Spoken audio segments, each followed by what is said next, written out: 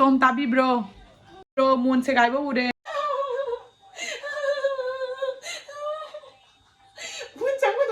Hello everyone, मैं अपना channel में तराम नौकरी अदो मैं आप हंदक से वीडियो से खरानी नमद्रे अखा कुरे को इन वीडियो नमद्री से अदो वीडियो से कुछ हाफ तक नुंगाइते नंगे से वीडियो में हाफ क्या है अगर खुसाई दमकता मोबाइल मचा ऑर्डर तौबीए मांगोंदे याम कानाबा पोट ओइदोइने अदो येंगलक्का कई phone हाबदा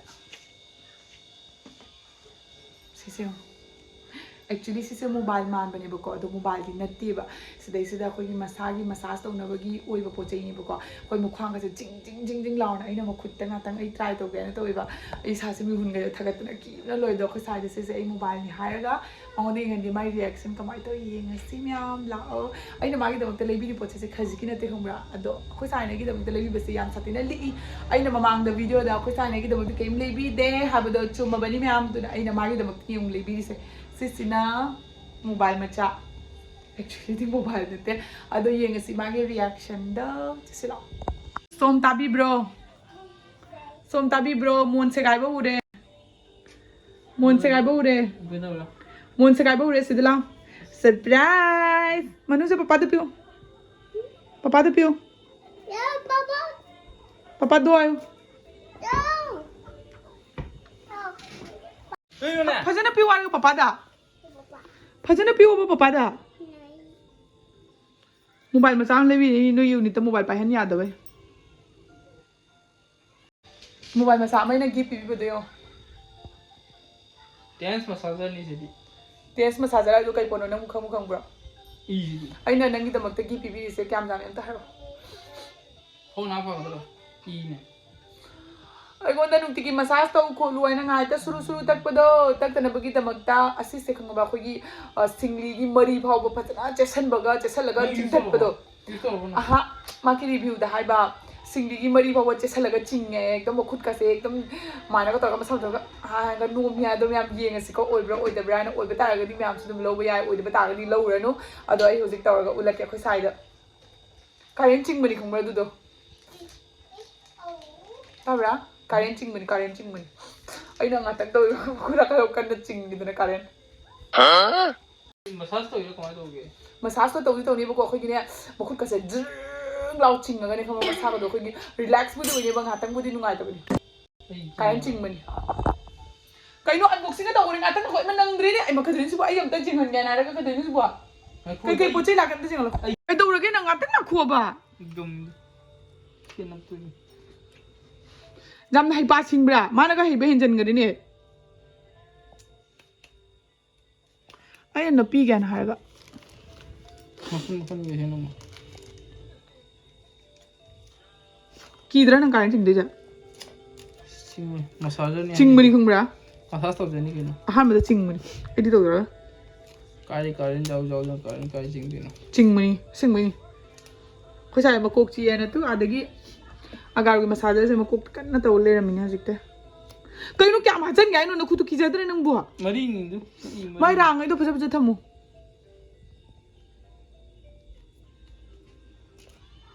masana ga panghap ta hap chal ha ba ki dra khang da ba sige ki ngai le na sa ka thi bu kya ma du ye adum ayo jo ko sai ma khu che tok no ma yo pai bra khang de ko stain ga se bum cha de si ga manu de ka ke ya ha bu nga tang le ga yeng la ke mai mari marang ham yo yeng mari marang se mai ma khu ga loi na lok sal la ga ma hu ji doctor yo na bai no khona ra ga ai ha ba sa ji tru to le si kya no le si ma si ta no le se amma ani au mari pier ni pier mari ki ma pi ga cha palo क्या है कि तो Sige magi ka no se where jori se siga lok sam ni ko sige mana basika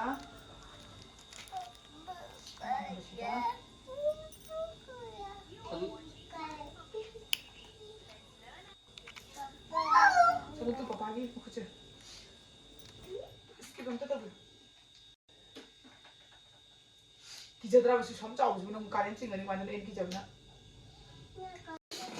Sida tu mobile macam ni orang isi, sida juga owner juga. Hah?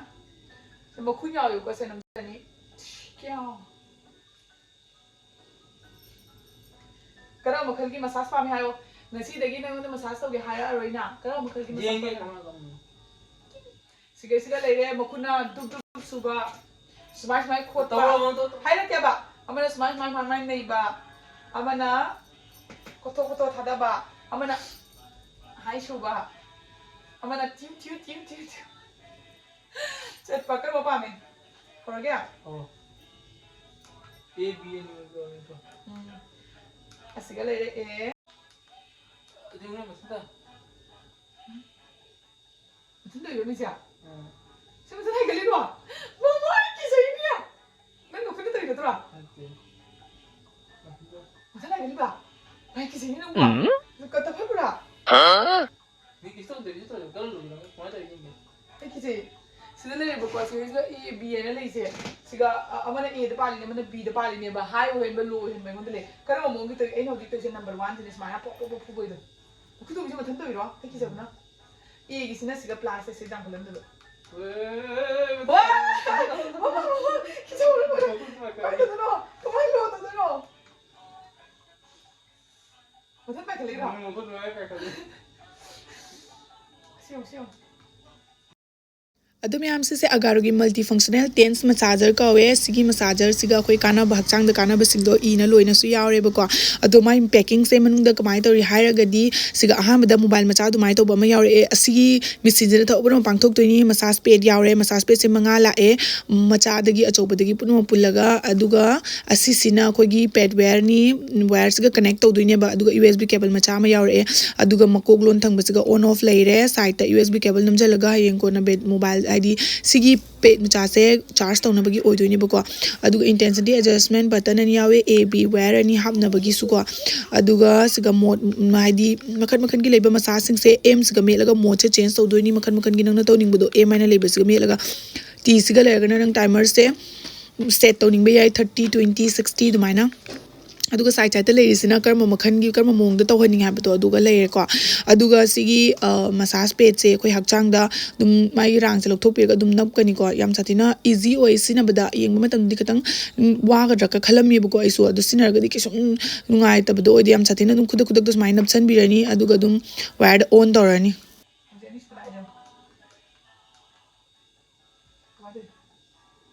Ani suka sini aja. Mana tu istilah tu pui tu pura. Jadi kalau mau pakai mana ni cing? Nah, vibration mana lagi? Kamu tu, si mau sama tender orang tu siapa? Pusing mau atau pura? Ya. Pusing atau pura? Tu, jauh saya cuma itu mau kerja. Pusing atau pura? Jadi masa tu kan tu pui. Atau pura sih na? Pasal nanti kan ini terasa sih kalau kayak macam masajar ni bukan macam jauh mau kut dah, ni masaj tu ni masaj kesimpulan tu macam, oh ma. Jauh saya siapa? Dan tak mau ni dah siapa? Mau kucing dengar. Ya, hai kita orang le but nama kunong pada na. Sina mujhe ni suka jenis berkuah. Yo, siapa? Kayak ini kucing.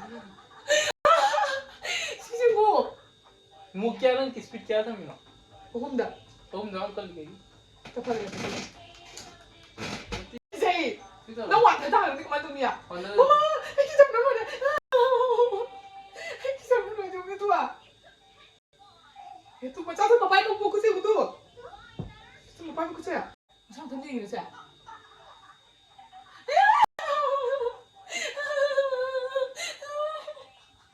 Bukan macam tu ada orang mana? Relax sebelum maju. Kasi mau khud kasi tu ah. असल ले जाते हम. Kita mana buat? Kita buat. Macam siapa ni? Mama. Muka itu tahu ni ngai ni terah. Duk ngomong. Sini last month. Kita asal ni. Ha? Kita asal dia. Hai kita ibu nang last ko thokar kemana tu ni ya? Ya kamu tu ah. Janitor. Mau aku Papa mau kucing tiksan ke tu? Papa mau kucing tiksan ke tu? Papa mau kucing tiksan ke? Ya, tak tahu apa sahaja. Makan ni segala mod sejauh se mod teruk ni biar se teruk segala nang apa mod tu sini biar segala direct ni pan mun leh. Aduh kamu khong dah orang, makut dah orang, jam sathi na relax oi baponi. ꯑꯩꯈꯣꯏ ꯁꯥꯏꯁꯤ ꯃꯈ꯭ꯋꯥꯡ ꯅꯥꯏ ꯍꯥꯏꯗꯅ ꯃꯈ꯭ꯋꯥꯡ ꯑꯃꯨꯛ ꯇꯧꯗꯧꯔꯦ ꯇꯧꯕꯤꯔꯣ ꯀꯌꯥ ꯅꯨꯡꯉꯥꯏꯔꯒꯦꯗꯣ ꯁꯤꯗ ꯂꯩꯔꯦꯀꯣ ꯄꯣꯠꯇꯣ ꯑꯩꯅ ꯈꯟꯕꯅꯤꯅ ꯁꯤꯒ ꯅꯞꯄꯨꯒ ꯇꯧꯈꯠꯂꯛꯇꯅ ꯇꯧꯁꯦ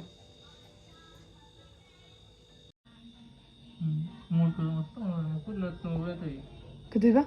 먹으러 놓으면 또 목화가 너무 이러면 된다? 하나 더 오는 게? 농도 농미 응? 오빠 근데 양 어디?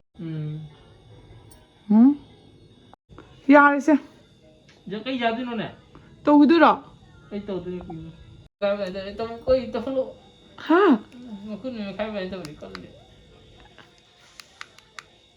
có tao lộ cứ nó con người khai vậy tao ꯑꯗꯨ ꯃꯌꯥꯝ ꯑꯩꯈꯣꯏ ꯁꯥꯏ ꯅꯨꯡꯉꯥꯏꯃꯟꯒꯤꯅ ꯇꯨꯝꯈ꯭ꯔꯦꯕꯀꯣ ꯀꯌꯥꯝ ꯐꯖꯅ ꯇꯨꯝꯈ꯭ꯔꯦ ꯌꯦꯡꯉꯣ ꯍꯣꯏ ꯑꯩꯈꯣꯏ ꯃꯈ꯭ꯋꯥꯡ ꯅꯥꯕ ꯃꯈꯨ ꯅꯥꯕ ꯃꯉꯛ ꯁꯝ ꯅꯥꯕ ꯑꯗꯨꯝ ꯁꯨꯖꯜꯂꯒ ꯏꯁꯥꯗ ꯅꯨꯡꯉꯥꯏꯇꯕ ꯁꯤꯖꯤꯟꯅꯔꯒ ꯑꯝꯇꯪ ꯇ꯭ꯔꯥꯏ ꯇꯧꯕꯤꯌꯨ ꯀꯥꯟꯅꯕ ꯑꯣꯏꯅꯤ ꯃꯔꯝꯗꯤ ꯁꯤ ꯚꯥꯏꯕ꯭ꯔꯦꯠ ꯑꯣꯏꯔꯒ ꯑꯩꯈꯣꯏ ꯍꯛꯆꯥꯡꯁꯦ ꯈꯨꯠꯅ ꯅꯣꯏꯕꯗꯣ ꯑꯗꯨꯃꯥꯏꯅ ꯃꯤꯑꯣꯏꯕꯗꯤ ꯑꯗꯨꯝ ꯅꯣꯏꯔ ꯂꯩꯌꯨ ꯍꯥꯏꯕꯗꯨ ꯌꯥꯗꯦꯅꯀꯣ ꯑꯗꯨꯅ ꯁꯤꯒꯤ ꯃꯦꯆꯤꯟꯁꯤꯅ ꯇꯞꯅ ꯇꯞꯅ ꯅꯣꯏꯔꯀꯥꯟꯗ ꯏꯁꯥꯗ ꯌꯥꯝꯅ ꯔꯤꯂꯦꯛꯁ ꯑꯣꯏꯕ ꯅꯨꯡꯉꯥꯏꯕꯗꯣ ꯄꯣꯛꯑꯦ ꯃꯌꯥꯝꯅ ꯄꯥꯝꯕ ꯇꯥꯔꯒꯁꯨ ꯑꯩ ꯗꯤꯁꯀ꯭ꯔꯤꯞꯁꯟꯗ ꯂꯤꯡ ꯍꯥꯞꯆꯔꯝꯃꯒꯦ ꯃꯌꯥꯝ ꯆꯠꯂꯒ ꯑꯗꯨꯝ ꯆꯦꯛꯑꯥꯎꯠ ꯇꯧꯁꯟꯕꯤꯔꯣ ꯍꯥꯏꯔꯒ ꯂꯣꯏꯁꯟꯕ ꯐꯖꯅ ꯂꯣꯏꯍꯧꯗ꯭ꯔꯦꯕꯀꯣ ꯑꯗꯣ ꯉꯁꯤꯒꯤꯗꯤ ꯁ꯭ꯋꯥꯏꯗ ꯑꯗꯨꯝ ꯂꯣꯏꯁꯤꯟꯖꯔꯒꯦ ꯃꯌꯥꯝ ꯅꯦꯛꯁꯇ ꯑꯃꯨꯛ ꯎꯅꯔꯁꯤ ꯉꯁꯤꯒꯤꯗꯤ ꯕꯥꯏ